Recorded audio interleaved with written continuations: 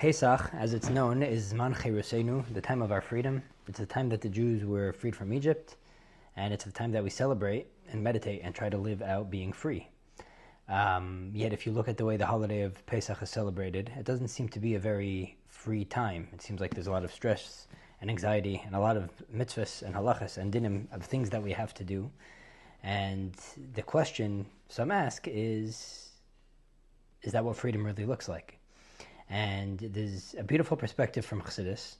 The Rebbe writes this out actually very beautifully. I'm going to read it, a Michtav Klali, one of the Rebbe's letters. I'm going to read the English translation from this book called To the Sons and Daughters of Our People, Israel Everywhere, where the Rebbe would write occasionally, a few times a year, letters not just to specific individuals, but on general themes to the general Jewish people, oftentimes before Rosh Hashanah, or by the Rebbe's birthday before Pesach. And this one's from the year Tafshin Chai, Tafshin Yud Ches. We're going to start from the middle, the crux of the idea. But the point is, the Rebbe is saying that every Yom Tov has its own energy, has its own point. And Pesach, as we know in davening, we call Zman Cherusenu, the time of being free. And as the Rebbe defines over here, the meaning of liberation from Egypt, or the freedom, is the attainment of freedom from obstacles and limitations which the Jew encounters on his way to self-fulfillment, hindering him from reaching his destiny and from accomplishing what he must. And the Rebbe goes into spelling out what exactly freedom looks like, because, like most things in life, freedom is relative. As a background and as a backdrop, there's four types of life, four manifestations of life in our world. There's daimim, there's an inanimate object like rocks, stones, plastic, things that don't move, don't grow, have no signs of life, but exist. The next ones up on the food chain would be plants, right? Plants are things that are inanimate, but they do grow, they do have a symptom and some sign of life to them. Then you have animals, and then you have people, and then you have Jews. So the Rebbe spells out what exactly does freedom look like for each life, not lifestyle, but for each level on this food chain of soul and life. On the level of plant life, says the Rebbe, we would consider a plant completely free from all anxiety and hindrance when it has been fully provided with all things needed for its growth, water, air, etc. Although it cannot move from its place, being condemned to remain rooted to its spot all its life, nevertheless it enjoys the fullest freedom of plant life. So long as it remains a plant, it is truly free. In other words, plant freedom is freedom to be a plant, which means being stuck in one place, but being stuck in that one place is the freedom for the plant. As long as it has its air, nutrients, water, sunlight, etc., it's free. Now imagine a plant saying, I feel too stuck in this one place. Just leave me freedom to spread my wings and to move around in the earth. That wouldn't be freedom for the plant. That would be suicide for the plant, because now it will not be properly locked in its location to be able to properly grow as a plant has to grow. So paradoxically, locking the plant into this one location is freedom for the geder of tzemeach. For a plant to grow, it needs this basic being stuck so that it can be itself. An animal, however, the letter continues, even when it is fully provided with its needs in the way of food, water, yet is forcibly confined to one place, such confinement would spell the utmost deprivation for it, and a most dreadful imprisonment, inasmuch as it would be denied that which is the essential aspect of its being. Right? Imagine an animal. So now that we know that freedom for a plant is putting it in one place strongly so it could take root over there, now give it food, nutrients, sunlight. So imagine we tell an animal that we're going to do the same thing. We'll lock you down, we'll put your feet in the ground so you'll be locked in properly, because this is what freedom is. And we'll give you food, sunlight, air, oxygen, for the plant that was freedom, but for the animal that is prison.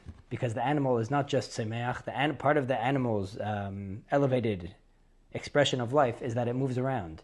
And being confined and stuck to one place, even though for the plant that was freedom, for the animal, being an animal, that is prison. The animal's freedom is freedom to be the animal that God intended of it to be, and to live out its mission and its soul, which is the soul of an animal, not the soul of a plant. In the case of a human being, this is where it gets a bit more complicated. Inasmuch as man's distinction is that of the intellect, if he is given also freedom of movement, yet he is excluded from intellectual activity, he would be a prisoner held in the kind of captivity which deprives him of his essential entity. So similar to the animal, where if the animal had the plant's freedom, the animal is not free, it is actually imprisoned and trapped and in pain. So to a human, what's the difference between a human and an animal? A plant is in one place, but it grows. An animal moves from place to place and has some instinct and soul. It could express itself more. A human is not just an elevated animal, but a human actually has the capacity to think. In Hayomim, it says the difference of an animal and a human is the animal can only look down and is stuck within its nature, and a human could look up and try to find meaning and purpose. The human has seichel and intellect. So just like we said that if the animal has the plant's freedom, it's not free, it's in prison, so too if a human has an animal's freedom. Imagine just the capability to move around and go whatever you want and have all your needs given to you, but being stuck mentally and stuck without able to find purpose or meaning in anything, then yes, that would be a prison for a human, just like the freedom of a plant is a prison to an animal. The freedom of an animal is prison to a human. Because a part of being human is man's search for meaning and trying to find purpose and that things matter and that things mean things. And to live out a higher calling and a higher purpose. And if we lack the capability to do that, then we're not able to be free, we're actually stuck. Again, by an animal to a plant, this is more seen. We're able to see that if an animal is stuck, planted in one place, that it's not freedom. Some humans actually think that freedom means living the freedom of an animal.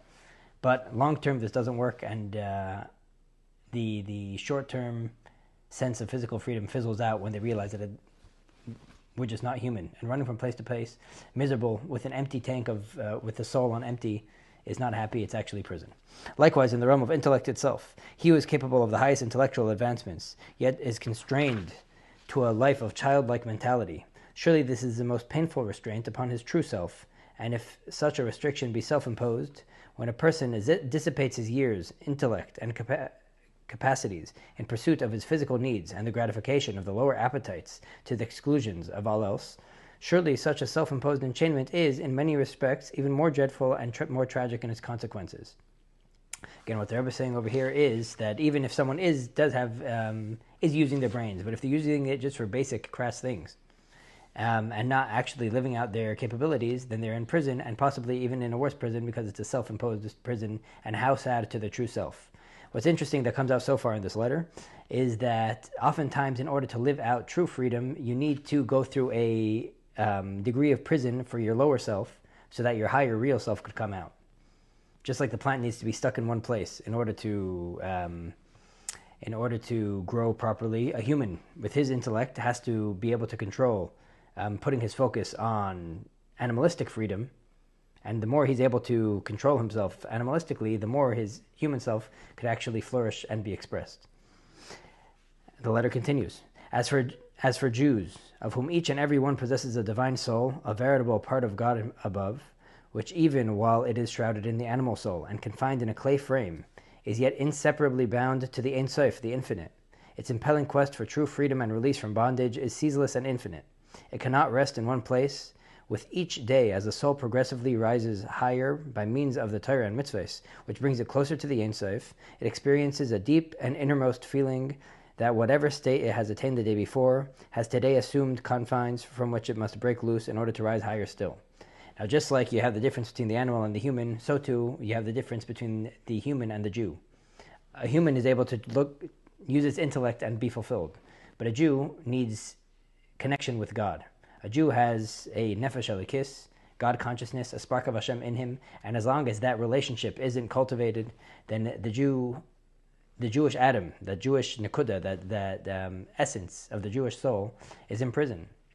And then freedom for the Jew means being able to follow the confines of Torah and mitzvahs. If we need a relationship with Hashem, and we relate to Hashem and connect to Hashem through studying His Torah and doing His mitzvahs, then freedom for the Jewish soul is when that is lived out, and Torah and the Jew loses all barriers blocking him from following the will of God and deepening his connection to Him through following Torah and mitzvahs. And again, because we're dealing with Hashem who's infinite, then every day we get closer to Him, and every day we realize that yesterday I was still stuck, and therefore today I must leave Egypt again. And the Rebbe finishes, may God grant that the coming season of our freedom bring to every Jew and Jewess freedom from all hindrances, physical, material, and spiritual, so that with gladness and fullness of heart, everyone rise higher and higher to the ultimate season of our freedom, the true and complete redemption through our righteous Mashiach speedily in our days, with prayerful wishes for a kosher and happy Pesach, the Rebbe's holy signature. I heard a fascinating mashal and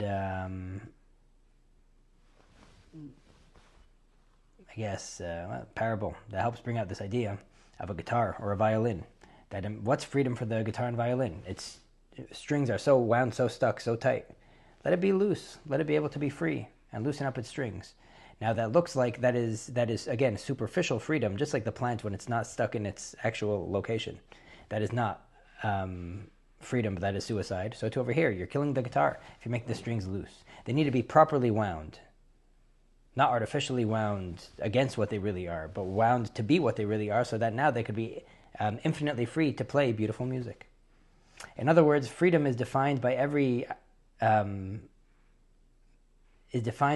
that, whatever you're talking about, whatever thing you're referring to when you're saying that it needs to be free, it means being stuck to being what it is. And that stuckness isn't prison. Superficial stuckness is prison.